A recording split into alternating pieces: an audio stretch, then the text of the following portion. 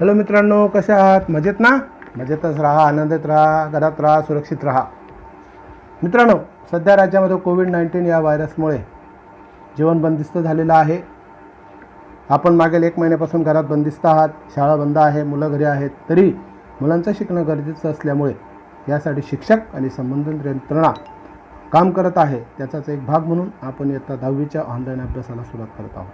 हे सुरू करत असताना या विद्यालयाचे आधारस्तंभ, आमचे श्रद्धास्थान, आमचं प्रेरणास्थान आदरणीय नानासाहेब ॲडव्होकेट एस बी देवकर साहेब, सचिव बाळासाहेब देवकर, त्यांचं सर्व संचालक मंडळ आणि विशेष म्हणजे आमच्या विद्यालयाचे मुख्याध्यापक, आमचे मार्गदर्शक आदरणीय Bapusaheb R S Patil sir, या सर्वांचं, तसेच माझे शिक्षक, शिक्षकेतर कर्मचारी बंधू भगिनी, या सर्वांचं मी या ठिकाणी आभार मानतो.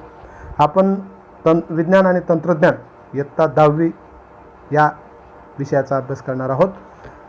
या विज्ञान आणि तंत्रज्ञान या पुस्तकाचं विभाजन 2 भागामध्ये करण्यात आलेलं आहे.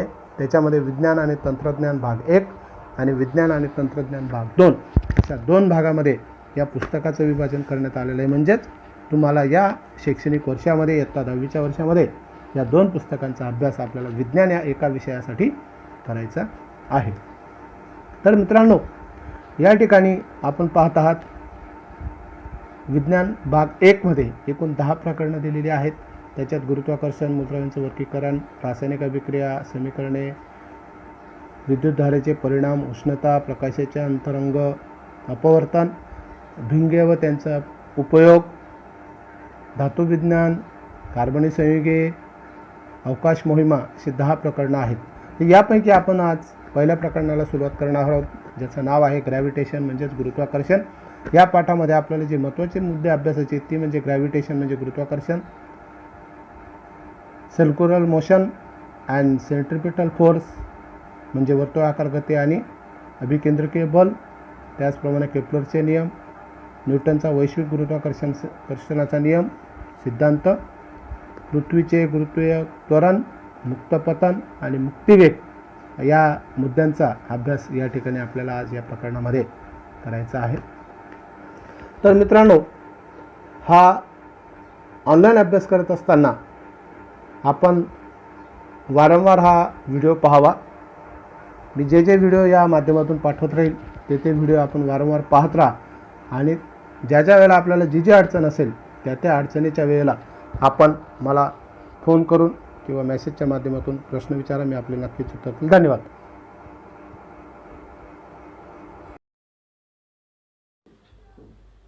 तर मित्रांनो, आपण पहिलं प्रकरण ग्रॅव्हिटेशनला सुरुवात करू.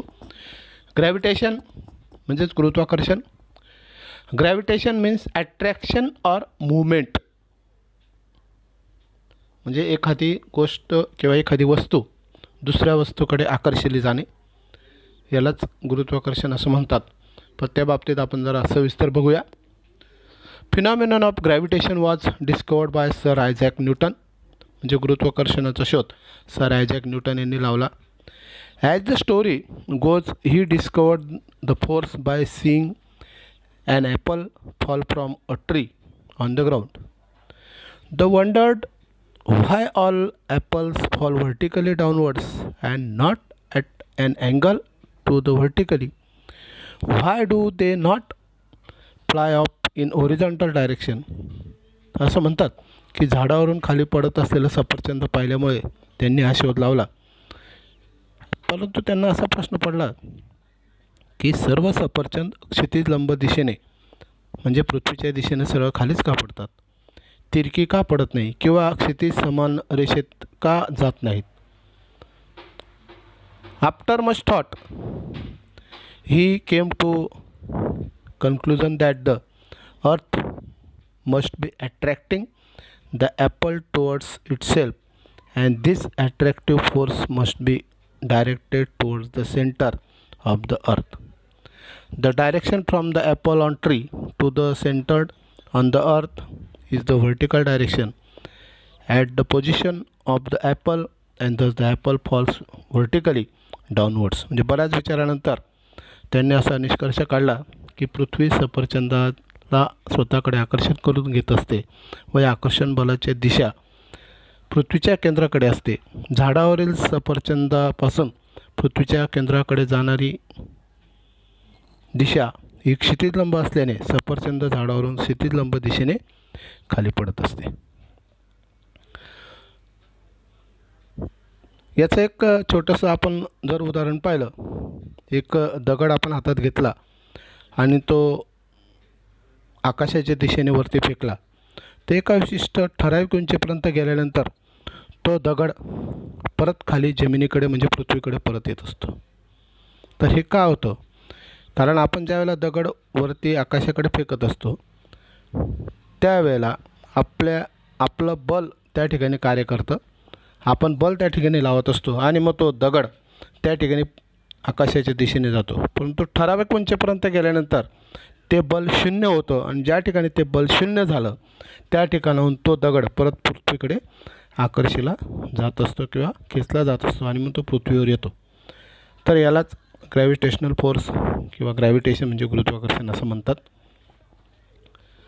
म्हणजे पृथ्वीकडे वस्तू आकर्षून घेण्याची शक्ती आहे. इतर ज्या वस्तू आहेत पृथ्वी तलावरच्या किंवा पृथ्वीच्या सभोवती ती त्या स्वतःकडे आकर्षून घेत असते. आपण आकृतीमध्ये पाहत असाल पृथ्वी दाखवलेली आहे, सफरचंदाचं झाड आहे आणि त्याच्यावरती मून म्हणजे चंद्र दाखवलेला आहे आणि चंद्राची सुद्धा दिशा ही पृथ्वीच्या केंद्राकडे दाखवलेली आहे. म्हणजे पृथ्वी आणि चंद्र याच्यामध्ये सुद्धा आकर्षण आहे आणि म्हणून हे सर्व ग्रह ठराविक अंतरावर आपल्या सूर्यमालेमध्ये फिरत असतात आणि म्हणजेच प्रत्येक ग्रहामध्ये एकमेकांमध्ये आकर्षण शक्ती आहे आणि या विशिष्ट आकर्षण शक्तीमुळे त्या पृथ्वीच्या सभोवताली जे ग्रह आहेत ते त्या ठिकाणी फिरत असतात. तर सूर्यमालेमध्ये हे ग्रह विशिष्ट अंतरावर यामुळेच फिरतात की प्रत्येकामध्ये आकर्षण शक्ती आहे. तर मित्रांनो, न्यूटन्स यांनी हा शोध लावला.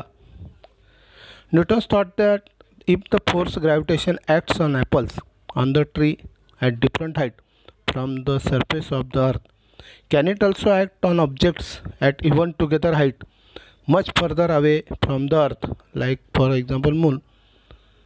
म्हणजे न्यूटनला असं वाटलं की जर पृथ्वी या सफरचंदावर बल प्रयुक्त करत असेल तर मग पृथ्वी तलावरील इतर वस्तूंवर बी ती बल प्रयुक्त करते का, जसं उदाहरण चंद्र.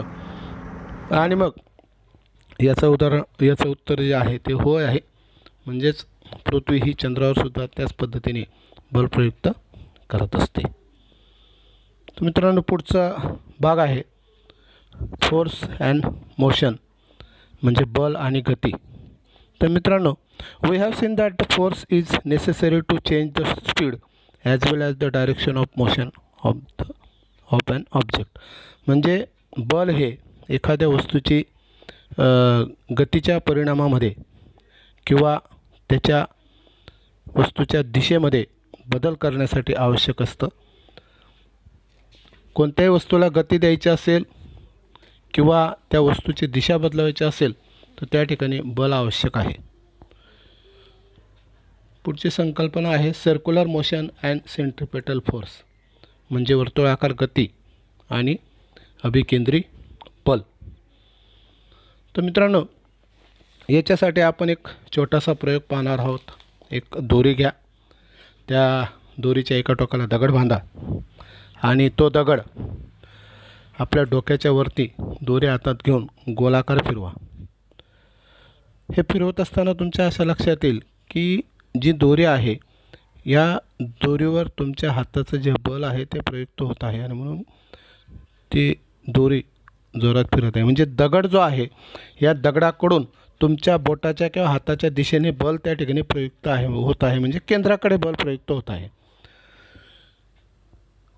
जर आपण ही दोरी हातातून सोडली किंवा दगड हा त्या ठिकाणी त्या वर्तुळाच्या दिशेने जोरात फेकला जात असतो किंवा त्या ठिकाणी वेगाने जात असतो. तर या ठिकाणी अजून दुसरा प्रयोग आपल्याला करता येईल. एक शिडी घ्या आणि त्या शिडीच्या मधल्या छिद्रामध्ये एक गोटी बसवा आणि ती चकती जी आहे तिला फिरवा. ती चकती फिरत असताना त्याच्यावर 5 रुपयाचं एक कॉईन किंवा नाणं टाका. तुम्हाला असं दिसून येईल की ज्या वेळेला आपण ते नाणं 5 रुपयाचं टाकत असतो, चकती फिरत असताना ते त्या दिशेने सरळ बाहेर फेकलं जात असतं. म्हणजेच त्या ठिकाणी a force act on any objects moving along a circle and it is directed toward the centre of the circle. This is called the centripetal force. म्हणजेच त्या ठिकाणी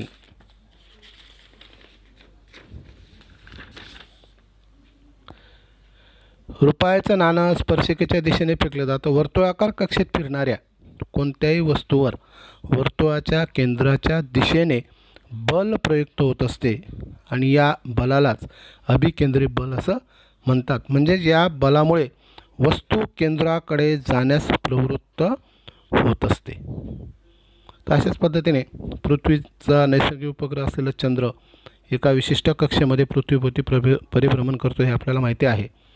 त्यांची दिशा अर्थात वेग सारखा बदलत असतो, पण त्यावर काही बल सतत प्रयुक्त होत असेल का, किंवा या बलाची दिशा कोणती असेल, किंवा असे बल नसेल तर मग चंद्राची गती जी आहे ती कशी राहिली असती. आपल्या सौरमालेतील इतर ग्रह सूर्याभोवती असेच परिभ्रमण करतात का, त्यावरही असे बल प्रयुक्त होत असते का, त्याची दिशा कोणती असते. तर या सर्व प्रश्नांचा जर विचार केला तर आपल्याला असं लक्षात येतं की चंद्राला पृथ्वीभोवती त्याच्या कक्षेत फिरत ठेवण्यासाठी त्यावर बल प्रयुक्त होणं आवश्यक असतं आणि असं हे बल पृथ्वीच प्रयुक्त करत असते व चंद्रास स्वतःकडे आकर्षण घेत असते. त्याचप्रमाणे सूर्य देखील पृथ्वीसह आपल्या सभोवती असलेल्या सर्व ग्रहांना स्वतःकडे आकर्षित करून घेत असतो आणि म्हणूनच सूर्यमाला ही त्या ठिकाणी सूर्यमालेतील सर्व ग्रह आपापल्या कक्षेमध्ये पाहणार आहोत फिरत असतात. केप्लर्स लॉ म्हणजे केप्लर्सचे. धन्यवाद. प्राचीन काळापासून मानव ग्रहांच्या स्थितीचं निरीक्षण करत आलेला आहे. गॅलिलिओच्या आधी ही निरीक्षणे केवळ डोळ्यांनी पाहिली जात होती. 16व्या शतकापर्यंत ग्रहांच्या स्थिती व गतीविषयी बरीच माहिती उपलब्ध झाली होती. योहानस केप्लर नामक शास्त्रज्ञाने ही सर्व माहिती अभ्यासली आणि त्याला असं आढळून आलं की ग्रहांच्या गतीला काही विशिष्ट नियम आहेत आणि म्हणून त्यांनी ग्रहाच्या गतीविषयक 3 नियम मांडले आणि यांनाच केप्लरचे नियम म्हणून ओळखलं जात असतं. Planetary motion had been observed by astronomers since ancient times. Before Galileo, all observers of the planet's position were made with naked eyes. By the 16th century, a lot of data were available about planetary position and motion. John Kepler studied this data. He noticed that the motion of planets follows certain laws. He stated 3 laws describing planetary motion, and these are known as Kepler's law. तर मित्रांनो, Kepler's लॉचे नियम अभ्यासत असताना आपण प्रथम Eclipse म्हणजेच लंबवर्तुळ म्हणजे काय हे थोडंसं पाहूया. तर मित्रांनो, एखाद्या शंकूला एका प्रतलाने तिरके छेदले असता तयार होणारी आकृती यालाच लंबवृत्त असं म्हणतात. म्हणजेच थोडक्यात अंडाकृती आकार जो असतो याला लंबवर्तुळ म्हणतात. म्हणजे याच्यात 2 वर्तुळांचा समावेश होतो. म्हणजे या लंबवर्तुळाला 2 केंद्रके असतात. आपण आकृतीत पाहत असाल F1 आणि F2 ही 2 केंद्रके या वर्तुळाला आहेत आणि यालाच नाभिबिंदू असं सुद्धा म्हणतात. म्हणजेच फोकल पॉईंट याला म्हणतात. आणि या फोकल पॉईंटचे जे 2 F1 F2 आहेत हे त्या ठिकाणी मित्रांनो F1 आणि F2 हे 2 वर्तुळाचे 2 केंद्र आहेत. तर या ठिकाणी AF1 आणि AF2 या दोघांची बेरीज जर केली तर ती BF1 अधिक BF2 बरोबर. तसंच BF1 प्लस BF2 बरोबर CF1 अधिक CF2. म्हणजेच AF1 अधिक AF2 बरोबर BF1 अधिक BF2 बरोबर CF1 अधिक CF2. म्हणजे या ठिकाणी दोन्ही केंद्रकांच्या ज्या बाजू आहेत या बाजूंची बेरीज जर केली तर त्या ठिकाणी ती सारखी असते. म्हणजेच आपण पाहिलं AF1 + AF2 बरोबर BF1 + BF2. तर यावरच केपलरचे तिघी नियम आधारित आहेत. चला तर आपण केपलरचा पहिला नियम पाहूया. केपलरचा पहिला नियम, ग्रहाची कक्षा ही लंबवर्तुळाकार असून सूर्य त्या कक्षेच्या एका नाभीवर असतो. म्हणजेच आकृतीमध्ये आपण पाहत असाल 1.4 मध्ये ग्रहाची सूर्याभोवतीच्या परिभ्रमणाची लंबवर्तुळाकार कक्षा दाखवली आहे आणि त्या ठिकाणी जी सूर्याची स्थिती आहे ती S या अक्षराने, जो लाल बिंदू आपल्याला दिसतो आहे तो सूर्य आहे आणि त्या सूर्याच्या लंबवर्तुळाकार त्याची प्लॅनेटची परिभ्रमणाची दिशा त्या ठिकाणी आपल्याला दाखवलेली आहे. The orbit of a planet is an ellipse with the sun at the one of the foci. shows the elliptical orbit of a planet revolving around the sun. The position of the sun is indicated by S. आकृतीमध्ये बघा पाहत असाल सूर्य S या अक्षराने दाखवलेला आहे आणि लंबवर्तुळ आहे.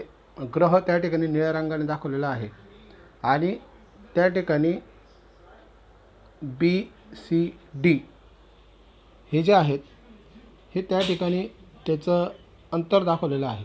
तर त्याच्यासाठी जो दुसरा नियम आहे केपलरचा. मित्रांनो, आता आपण केपलरचा दुसरा नियम पाहूया. केपलरचा दुसरा नियम आहे, ग्रहाला सूर्याशी जोडणारी सरळ रेषा ही समान कालावधीत समान क्षेत्रफळ व्यापन करते. म्हणजेच या ठिकाणी आकृतीमध्ये बघा AB आणि CD ही ग्रहाने समान कालावधीत पार केलेली अंतरे आहेत. म्हणजे समान कालावधीनंतर A व C पासून असलेल्या ग्रहाचे स्थान क्रमशः B व D ने दाखवलेले आहे आणि म्हणून आकृतीमधील AS व CS या सरळ रेषा एका कालावधीमध्ये समान क्षेत्रफळ व्यापत असतात. म्हणजेच ASB व CSD एक क्षेत्रफळ समान आहे. म्हणजे या ठिकाणी आकृतीमध्ये जर तुम्ही बघितलं तर जो 1 नंबरचा त्रिकोण आहे ASB याचं क्षेत्रफळ हे दुसऱ्या त्रिकोणाबरोबर म्हणजे 2 नंबरचा जो त्रिकोण दाखवलेला आहे 2 अंकाचा त्याच्याबरोबर आहे CSD या दोघांचं क्षेत्रफळ सारखं आहे. आता आपण पाहत असताना आपल्याला वाटत असेल की याचं क्षेत्रफळ कसं समान असेल, पण या नियमाला अनुसरून ग्रहाला सूर्याशी जोडणारी सरळ रेषा ही समान कालावधीत समान क्षेत्रफळ व्यापत असते. या नियमाप्रमाणे हे दोन्ही जे क्षेत्रफळ आहे ती समान आहे. Kepler's second law, the line joining the planet and the sun sweeps equal areas in the equal intervals of time. म्हणजे या in this AB and CD are distances covered by the planet in equal time. That is, after equal in travels of time, the position of the planet starting from A and C are shown by B and D respectively. The straight lines AS and CS sweeps equal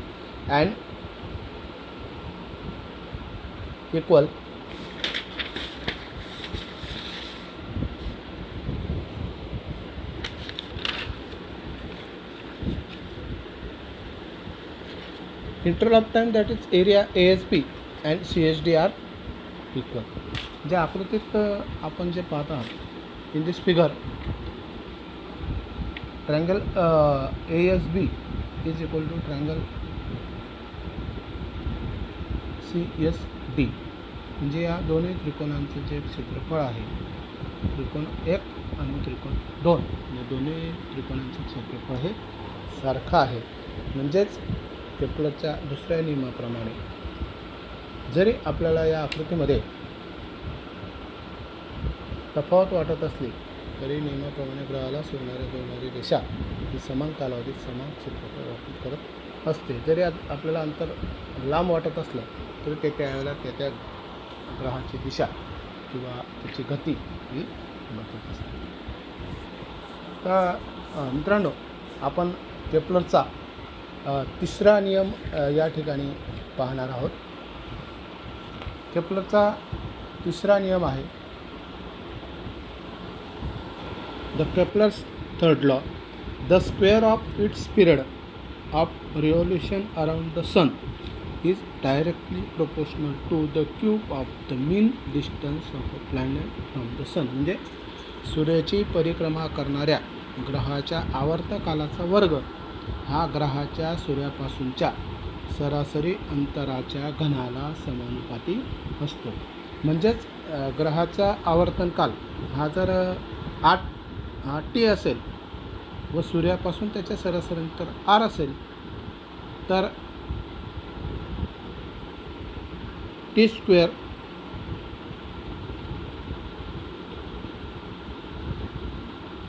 च्या समानुपाती r cube म्हणजे t square upon r3 is equal to स्थिर is equal to k बरोबर constant. तर केप्लरने या ठिकाणी असं सांगितलं की thus if r is the average distance of the planet from the sun and t is its period of revolution, then the t square is directly proportional to the cube of the mean distance of planet from the sun, that is t square upon r cube is equal to constant is equal to k. केप्लर्सने हे नियम केवळ नियमितपणे निरीक्षण करून किंवा मापन केलेल्या ग्रहाच्या स्थानावरून शोधून काढले. ग्रह या नियमांचं पालन का करतात याचं कारण त्यांना माहीत नव्हते, परंतु गुरुत्वाकर्षणाचा सिद्धांत मांडताना केप्लरच्या नियमांची मदत न्यूटनला झाली आणि ती मदत कशी झालेली आहे हे आपण पुढे पाहणारच आहोत. Kepler's obtain this laws simply from the study of the proportional of planets obtain by regular observation. He had no explanation as to why planets obey this law. We will see below how this law helped Newton in the formulation of his theory of gravitation. तर अशा पद्धतीने आपण या ठिकाणी गुरुत्वाकर्षण म्हणजे काय, circular motion and centripetal force म्हणजे अधिकेंद्रीय बल, त्याच्यानंतर केप्लरचे 3 नियम यांचा आपण या ठिकाणी अभ्यास केला. मित्रांनो, 10वीच्या वर्षासाठीची ही माझी सुरुवात आहे व्हिडिओ तयार करण्याची. हा पहिलाच व्हिडिओ मी या ठिकाणी आपल्यासमोर सादर करत आहे. जर याच्यात काही अडचण असेल, काही समजलं नसेल तर आपण मला कॉल करा किंवा व्हॉट्सअपला मेसेज पाठवा. कोणता मुद्दा किंवा कोणता घटक आपल्याला समजलेला नाही किंवा त्या घटकामध्ये तुम्हाला काय अडचण आहे हे जर आपण मला सांगितलं तर मी तुम्हाला निश्चितच त्याचं उत्तर देऊ शकेल. या ठिकाणी आपण मला जे सहकार्य करीत आहात त्याबद्दल आपल्या सर्वांचं मी मनपूर्वक आभार मानतो. आपण हा व्हिडिओ वारंवार पाहत राहा. वारंवार पाहिल्यामुळे तुमच्या त्या संकल्पना, त्या संज्ञा आपोआप पाठ होतील. त्याच्याबद्दलचे तुमचे जे गैरसमज किंवा जी अडचण असेल समजण्याची ती दूर होईल. जरी ती समजली नाही तर आपण मला या ठिकाणी सांगा. मी निश्चितच आपलं शंकेचं समाधान करेन. पुढचा व्हिडिओ आपण पुढच्या वेळेला मी टाकेल. तर या ठिकाणी आपण थांबूया. धन्यवाद.